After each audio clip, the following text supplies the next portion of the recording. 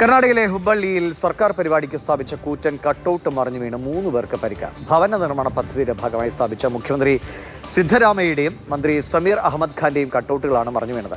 മുഖ്യമന്ത്രി ഇന്ന് പദ്ധതി ഉദ്ഘാടനത്തിന് എത്താനിരിക്കെയാണ് ഈ അപകടം സംഭവിച്ചത്. കോൺഗ്രസ് പ്രവർത്തകരാണ് കട്ടൗട്ട് സ്ഥാപിച്ചത്. കെ ബി ശ്രീധരൻ വിവരങ്ങളുമായിട്ട്. ശ്രീധരൻ, അങ്ങനെ ഗുരുതരമായ പരിക്കുണ്ടോ? എന്താണ് വിവരം? രാവിലെയാണ് ഹുബ്ബള്ളിയിലെ മൺട്രോ റോഡിന് സമീപം സ്ഥാപിച്ചിരുന്ന ഈ കട്ടൗട്ടുകൾ, അതായത് കർണാടകയിൽ ഈ പരിപാടികൾക്ക് കൂറ്റൻ കട്ടൗട്ടുകൾ വെക്കുക പതിവാണ്. പലപ്പോഴും ഇത് മറിഞ്ഞു വീഴുകയും ഒക്കെ ഉണ്ടാകാറുണ്ട്. ഏതായാലും ഇന്ന് അല്പം കടുത്തുപോയി. ഈ 3 കട്ടൗട്ടുകളിൽ 2 എണ്ണം പൂർണ്ണമായും തകർന്നു വീഴുകയായിരുന്നു.